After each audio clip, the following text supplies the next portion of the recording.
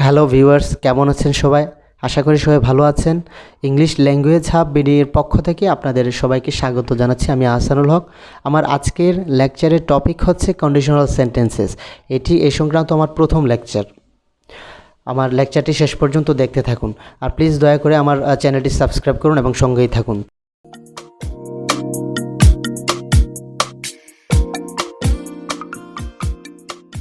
প্রথমেই conditional sentence বলতে আমরা কি বুঝি? কন্ডিশনাল সেন্টেন্স হচ্ছে ইফ ক্লজ যুক্ত সেন্টেন্স, অর্থাৎ ইফ ক্লজ দ্বারা প্রিন্সিপাল ক্লজের উপরে একটি শর্ত আরোপ করা থাকবে।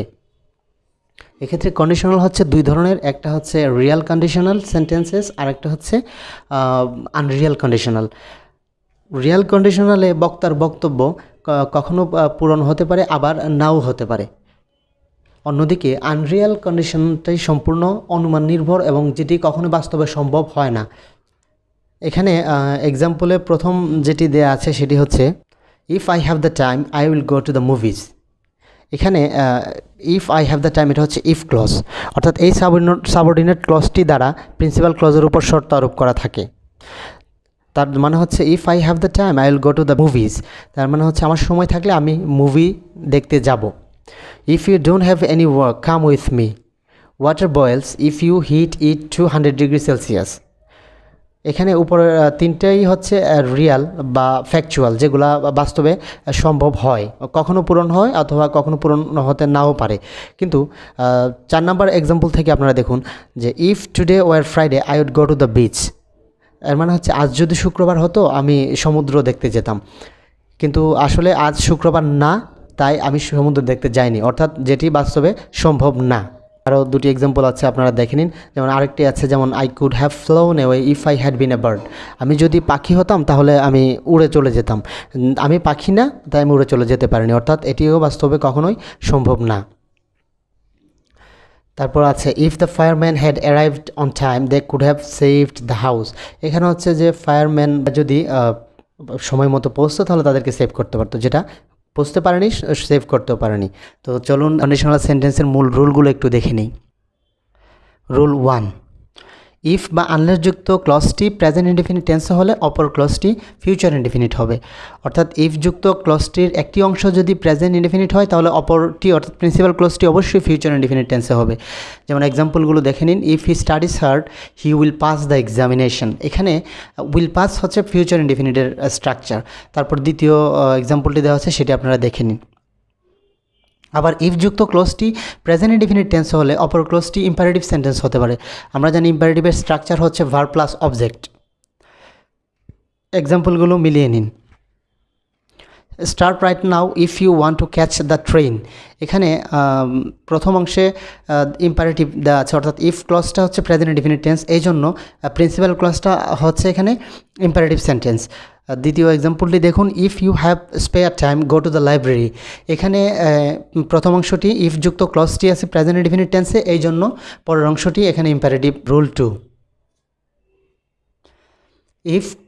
ইফ যুক্ত ক্লজটি প্রেজেন্ট ইনডেফিনিট টেন্সে হলে অপর অংশটি যদি সম্ভাবনা বোঝায়, সেন্টেন্স দ্বারা যদি সম্ভাবনা বোঝায়, তাহলে মে মাইট প্লাস ভার্বের বেস ফর্ম ব্যবহৃত হয়।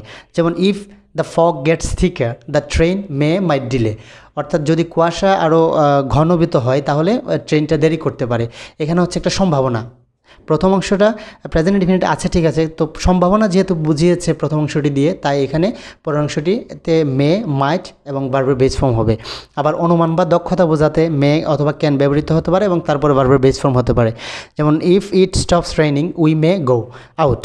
আবার আদেশ উপদেশ বা অনুরোধ বোঝাতে কখনো মাস্ট, শুড এবং ভার্বের বেস ফর্ম ব্যবহৃত হয়। যেমন এক্সাম্পলগুলো দেখে নিন। If you want to maintain a sound health you must অথবা you should obey the rules of health.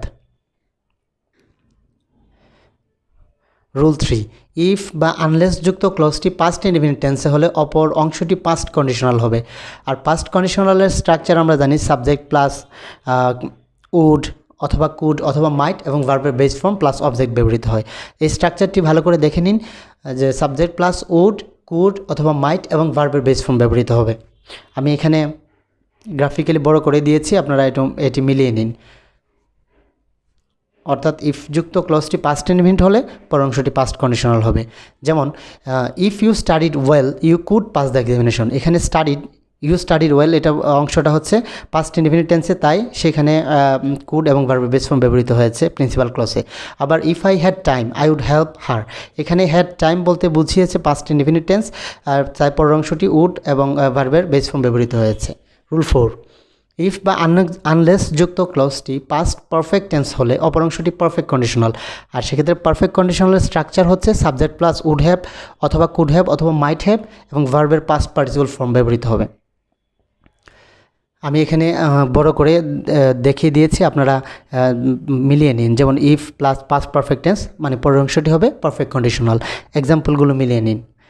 If I had tried I might have succeeded, এখানে if I had tried subject plus had মূল ভার্বের past participle form, সুতরাং প্রথম অংশ আছে past perfect, তাই পরের অংশটি হবে perfect conditional.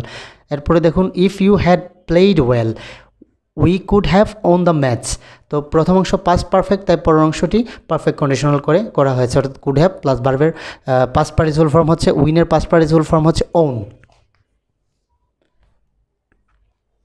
Rule 5, had plus subject plus মূল ভার্বের past participle form plus object যুক্ত সেন্টেন্সের অপর অংশটি পারফেক্ট কন্ডিশনাল হয়। ভিউয়ার্স এখানে একটু মিলিয়ে নিন। যেমন সাবজেক্টটা যদি আমরা প্রথমে নিই, তার মানে হচ্ছে সাবজেক্ট যদি প্রথমে নিই তাহলে হচ্ছে হ্যাড ভিতরে যাবে, হবে এটা পাস্ট পারফেক্ট, তাই আমরা আগে পড়ে এসেছি পাস্ট পারফেক্ট যদি হয় তাহলে পারফেক্ট কন্ডিশনাল হয়। এটা জাস্ট ইফ বাদ দিয়ে হেডকে সামনে এনে এই ধরনের কন্ডিশনাল গঠন করা যায়, তাই এখানে এই ফর্মেটটি দেওয়া আছে, আপনারা জাস্ট পড়ে নেবেন। হেড আছে, মূল ভার্বের পাস্ট পার্টিসিপল ফর্ম আছে, সুতরাং এটা পাস্ট পারফেক্ট টেন্স, তাই পরের অংশটি perfect conditional. Had I been a bird I would have flown in the sky, এখানে ফ্লোন হচ্ছে ফ্লাইয়ের পাস্ট পার্টিসিপল ফর্ম। কিন্তু had plus subject plus object, অর্থাৎ হেড যদি এই সেন্টেন্সের মূল ভার্ব হয়, তার মানে সাবজেক্ট আগে আনুন, তাহলে হয় subject plus had plus object, তার মানে হচ্ছে সাবজেক্ট প্লাস ভার্বের পাস্ট ফর্ম প্লাস অবজেক্ট, অর্থাৎ পাস্ট ইনডিফিনিট টেন্স, তাহলে পরের অংশটি পাস্ট কন্ডিশনাল হবে।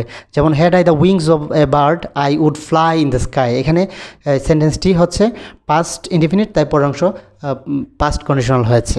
Rule 6, wish, fancy, if, unless, would that, o that, as if, as though যুক্ত সেন্টেন্সের অপর অংশের ভার্বটি বি হলে সাবজেক্ট যাই থাকুক না কেন সবসময় ওয়ার বসবে। যদি বি ভার্ব না থাকে মূল ভার্ব থাকে তাহলে ভার্বটির পাস্ট ফর্ম বসবে। অর্থাৎ এই সমস্ত ওয়ার্ড দ্বারা যখন কোনো সেন্টেন্স শুরু হয়, তো সেক্ষেত্রে সাবজেক্ট যেই থাকুক, যেমন ইফ আই, এখানে ওয়ার বসবে, ইফ হি ওয়ার বসবে। আমরা জানি নর্মালি হির সাথে ওয়াজ ব্যবহৃত হয়, আয়ের সাথে ওয়াজ ব্যবহৃত হয়, কিন্তু সাবজেক্ট যাই থাকুক যদি এগুলো দ্বারা এইরকম ধরনের কন্ডিশন বোঝায় তাহলে অবশ্যই এখানে ওয়ার ব্যবহৃত হবে। যেমন I wish I were a king, the man acts as though he war A full, if I knew his telephone number, এখানে নিউ হয়েছে ভার্বের পাস্ট ফর্ম, অর্থাৎ মূল ভার্ব দেওয়া আছে এই জন্য ভার্বের পাস্ট ফর্ম ব্যবহৃত হয়েছে। So viewers, thank you very much for watching this video. Please subscribe my channel and stay with me. Thank you very much.